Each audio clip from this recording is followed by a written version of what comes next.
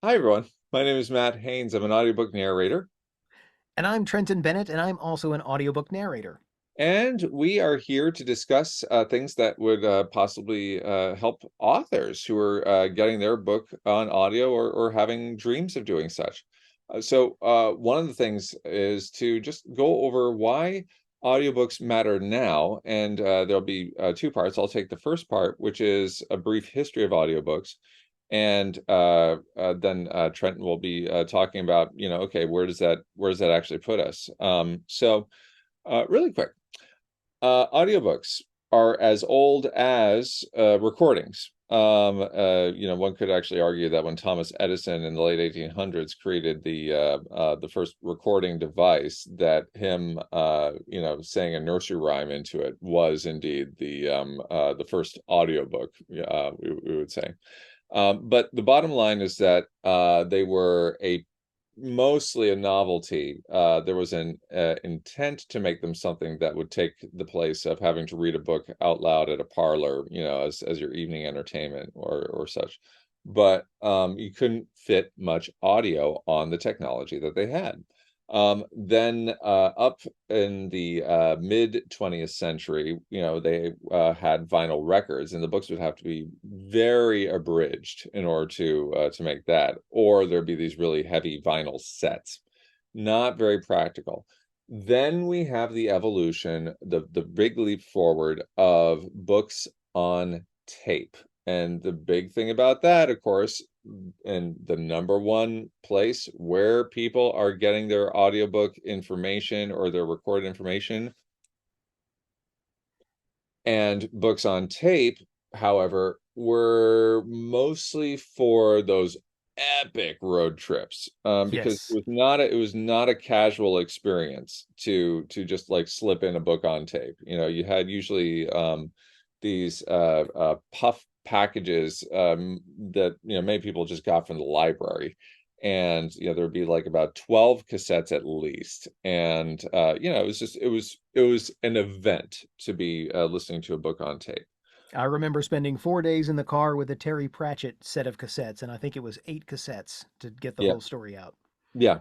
um but now we have, and then of course there's CDs, and it's a little bit more convenient, but still, and now, of course, we can have books that are the size of whatever device you happen to be using.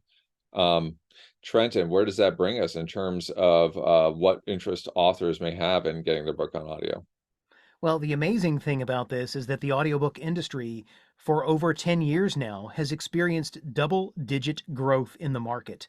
There has not been a decline for audiobooks, and I guess thanks to the pandemic, people wanted even more of them. So it's continued to be a growing market. And so I guess the interesting thing about that is sometimes people worry, well, what if books go away? No, actually, what happens is audiobook listeners are also readers. They love to read.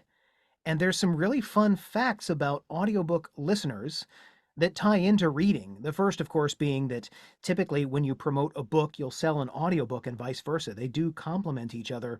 There are some people that like a technique called immersive reading. They Mm, like having someone read to them, and they'll put on the audiobook while they're reading the book because mm. they like to hear the sound of that voice. There's a lot of people that look for certain narrators because they love the sound of their voice, and they can't wait to hear that person read that story to them. The other part of that, though, that Amazon created is a pretty cool tool called Whisper Sync. And what that does is I'm reading my Kindle book, but now I got to take the kids to school and I got to jump in the van. So I get on my phone and I punch up the audiobook and it syncs up to where I was last reading and starts narrating to me. And I drop the kids off and I get home and I get out of the car and then I pick up my Kindle book and it picks Wow. up right where the audiobook left off. Yeah, yeah. I mean, isn't that, yeah. And that's, I mean, and I think also, well, first of all, Trenton, can we review the numbers again? Double digit growth Hmm. for over 10 years. Yeah. I mean, just amazing. I think what this, um, also speaks to is that we are with technology improving, we are generally a reflexively multitasking culture. And audiobooks are the thing. And that's my passion with audiobooks. I absolutely love doing house chores, cooking, doing errands, and having an audiobook on. And it is um I find myself sometimes paying attention to things that I would normally blank out on or skip. um, I find myself not only reading the book, as it were, but also beginning to associate the experiences that I'm having with the book. If I'm chopping the vegetables and there's a particularly startling moment in the book, suddenly that becomes like, the vegetable scene. It's just it's a magical thing, and it is something that imprints with at least as much power, I would say.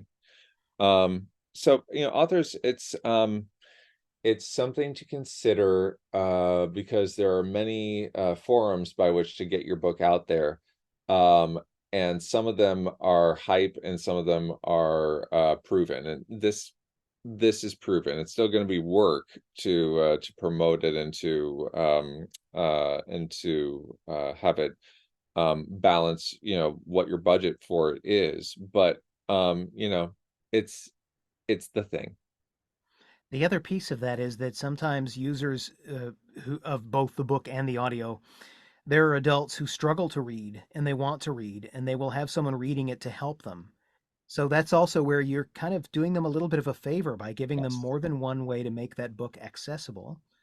And then Yeah. there are some people who actually improve their English speaking skills by listening to a general American accent for 12 hours as it talks about orbital launch loops, Yes.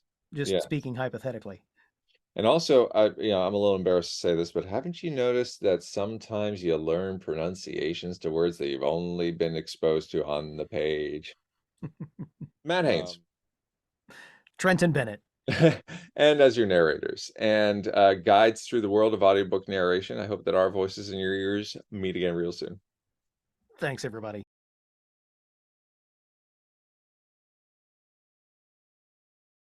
Oh, Wings. yeah. I don't have wings. Of course not. You're a boy. Uh, uh, everybody in the audience laughed at that except me.